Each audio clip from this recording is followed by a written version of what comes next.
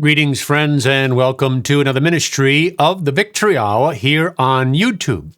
My name is Pastor Gallagher. I'm the pastor at Clayville Assembly in Forster, Rhode Island, that brings you this YouTube channel, the Victory Hour. And we've been on a little sub-series. We've taken a break from some of the doctrinal and theological things we've been talking about as of late.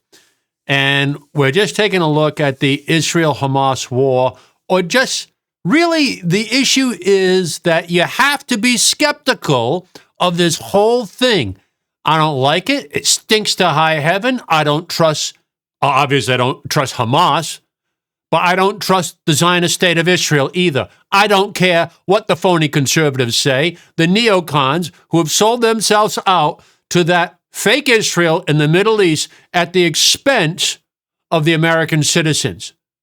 And they've convinced people because of their Christian Zionism and dispensationalism, it's loaded down with all sorts of problems. And I'm saying to you that I don't trust what people are saying, particularly when it comes to war. Right? We've used as a foundation for all this, the scripture in Romans chapter 3. Paul says this statement in verse 9, "What then? Are we better than they? No, in no wise, for we have before proved both Jews and Gentiles that they are all under sin. As it is written, there is none righteous, no, not one." Well, that means Hamas is unrighteous and they're under sin. Well, that's true. You know what it also means?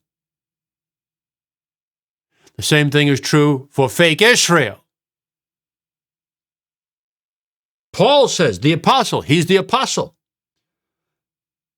that we have before proved, both Jews and Gentiles, that they are all under sin. As it is written, there is none righteous, no, not one. There is none that seeketh after God. They're all together become unprofitable. Look, you can lump them all into one big basket of deplorables, as Hillary Rodham Clinton would say. Well, I don't mean to quote her, because that's just creepy to begin with. But the truth is, total depravity is a human condition. And men lie when they go to war. Now, I'm just trying to lubricate our brains as Americans who oftentimes can very easily be sold out to a misleading form of patriotism, our country right or wrong. That can't be the thinking of the Christian. Shouldn't be anybody's thinking. If we're in the wrong, if we're going down a wrong path, we need to recognize it so we can correct it and do what's right and good for our nation and for our children and our children's children. Joe Biden is evil, one of the most evil presidents we've had, because he's a dupe. He's just utterly controlled. It's unbelievable what's happening. We're going through a revolution that is existential, in my opinion. Now, here they want to suck us into what could eventually become a global war. We better be careful. Now, I'm saying that men lie when it comes to wars. That's the history of warfare. It's the history of man. Well, like Paul says, there is none that understandeth, there is none that seeketh after God. They are all gone out of the way. They are together become unprofitable.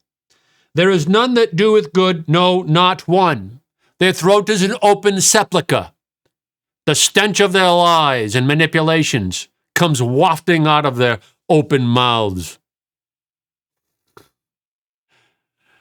Oh, Pastor, what do you get so wound up for? I don't want to see our sons and daughters die in some foreign war that has no benefit to the United States. Let me just say this, too. Vivek Ramaswamy, outside of Trump, because he's well known and well recognized, he has that name recognition, and he's proven himself to be a fighter with his own faults. But Vivek Ramaswamy ought to be the top Republican. No one ought to be coming close to him. Not the neocon phony Nikki Haley. I mean, Chris Christie is a laughingstock. Or even Ron DeSantis, who has shown himself to be a little bit of a weasel. He was doing pretty good in Florida, but you put him on the national stage, some of his true colors are coming out. Ramaswamy just said, boom, boom, boom, boom, nailing things that need to be said that nobody wants to say. And guess what? He's not in second place. That's the horror of the Republican Party. Sold out to the donor class. And it's true. But look, I'm here to talk about the lies of men. Some people will say, I don't think Israel could lie in a war like this. Remember, I read to you, a couple weeks ago, I guess, a week ago. This is an article from Fox News. Very pro-Zionist. Very establishment now. With some fake conservatives, and maybe one or two real ones in there mixed in to throw us off the mark, you see. But Egypt warned Israel of attack, House Foreign Affairs Chairman claims. And I read this to you. House Foreign Affairs Chairman Michael McCaul, Republican of Texas, pro-Zionist, says that Egypt tipped Israel off before the Hamas attack that it was going down. Benjamin Netanyahu said, oh, no, they didn't give us any tip-off. That's not true. But McCall says, quote, and remember, he's the head of the House Foreign Affairs. And chairman, right? He's chairman of the House Foreign Affairs Committee, Republican from Texas. This is what McCall says. Quote, we do know the Egyptian intelligence did refer this to Israel. So, Mr. McCall, the chairman of the Foreign Affairs Committee, is telling us that Netanyahu is lying. I'm asking the question, is it possible that Israel allowed the back door to be open so they can get around to doing what they want to do? I'm not saying I know that's true, but look, I'm trying to show you people lie. What was the motto of the Mossad for all those years? By way of deception, thou shalt wage war. What does that tell you? They got a new motto now to kind of hide that old one. But I wanted to illustrate for you that nations that aren't just pure evil, every nation has its good part, bad parts. Good people, bad people, right? Good part of the culture, bad part of the culture. Now, I'm not saying all nations are equal. I'd rather live in the United States than most any other country in the world. And you say, well, what's the other ones that you might not? I don't know. Okay? And I have a great respect for the history that God has given us in this nation and how God had blessed this nation through the years, but we got problems. And we have liars that rule over us now. I mean, if you can't see that now, you'll never see it. You'll never see it. It's willful blindness. I want to show you that even the good guys will lie when it comes to war and politics. So let me lubricate that section of your brain that isn't allowing you to think that maybe about holy Israel. Holy, they are not. Israel, they are not. And I want to do that by illustrating the principle through our own country. This here is let's see, it's not focusing right. Yeah, too close. Unclassified. You can get this from the government. Unclassified document. The Joint Chiefs of Staff, Washington, D.C., March 13th, 1962.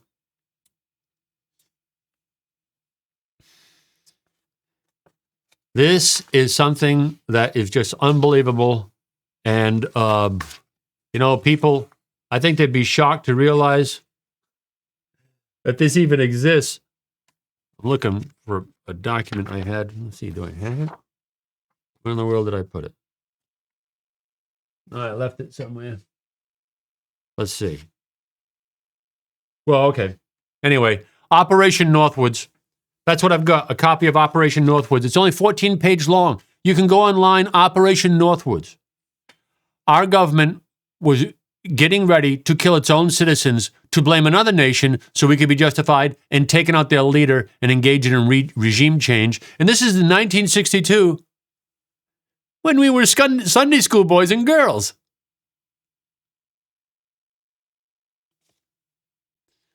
My mentor, Pastor Cugini, he used to say, there were no good old days.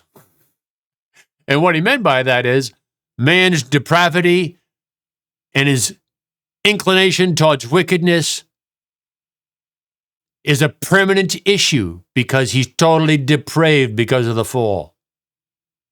Now, here's Operation Northwoods. This is a document that was issued to President Kennedy in 1962 by the Joint Chiefs of Staff, L.L. Lemonster. And Mr. Lemonster lays this on the desk of the president. Now, remember, as the Joint Chiefs of Staff, he's the head of the Army, Navy, Air Force, Marines.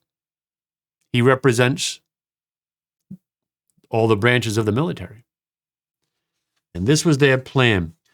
Number one, the Joint Chiefs of Staff have considered the attached memorandum for the Chief Operations Cuba Project, which responds to a request of that office for a brief but precise description of pretexts which could provide justification for U.S. military intervention in Cuba.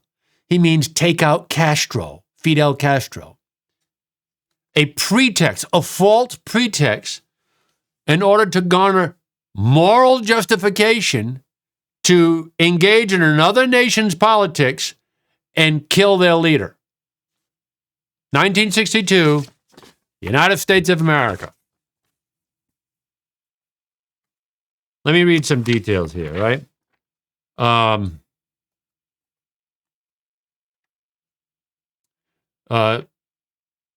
Annex to Appendix to Enclosure A. Pretext to justify U.S. military intervention in Cuba. Item number 2, I can't read all this, but item number 2, a series of well-coordinated incidents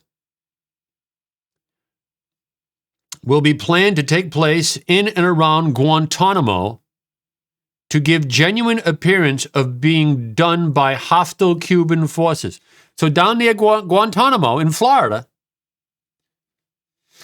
we're going to give the appearance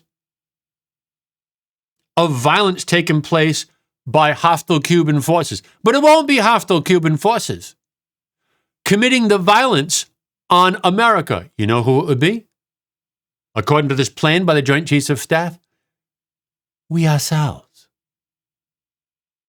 Covert military operations to blame Castro. Castro is no gift to humanity as the communist that he was. Look, I'm no friend of Castro. But wait a minute, what is this? Incidents to establish a credible attack, not in chronological order. They give like number 1, stop rumors.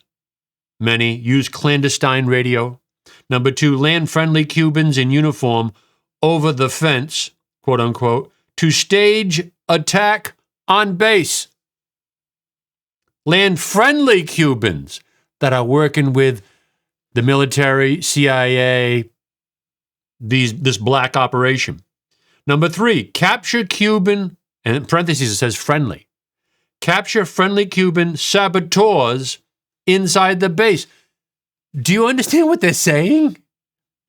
We're going to take some Cubans that are friendly to our cause, and we're going to dress them up, arm them, and make it look like they're Castro's saboteurs, and we're going to put them inside an American military base in Florida. Start riots near the base main gate. And in parentheses, they put friendly Cubans. See, these are the good guys, not the bad guys, according to the Joint Chiefs of Staff. Blow up ammunition inside the base, start fires. Not inside a Cuban base, they're talking an American base in Florida, near Guantanamo. Blow up ammunition inside the United States base and start fires. We'd be doing that using these Cubans that we hire. Burn aircraft on air base. In parentheses, it says sabotage. What? Number 7, lob mortar shells from outside of base into base. Some damage to installations.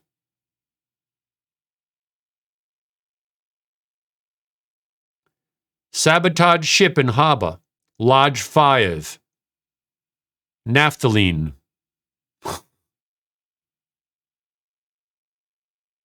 Sink ship near harbor entrance. Conduct funerals.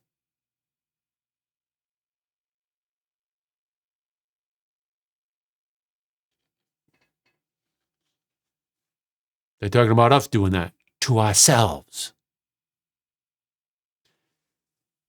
I'm sorry, you want to take our sons and daughters in some foreign war in the Middle East? Because of Israel's claims of what she's saying. Of course, now they're saying that they're shooting up the hospitals and cutting off electricity and gas supply to the hospitals, so people are dying. They say, well, the Hamas is embedded in the hospital. They're using human shields. And this is what these are the stuff. And then, of course, Hamas says, no, they're liars too. So, everybody can be lying. And this happens every single time. The same claims. It's not our war. Look, I'm out of time. I've got to go over a little bit more of this. I thought I'd get a little further into it, but I'll try and get to it quicker so you really get the idea. I'm not taking anything out of context. It's called Operation Northwoods. Verse 9, Romans 3. What then? Are we better than they? No, in no wise. For we have before proved, both Jews and Gentiles, that they are all under sin.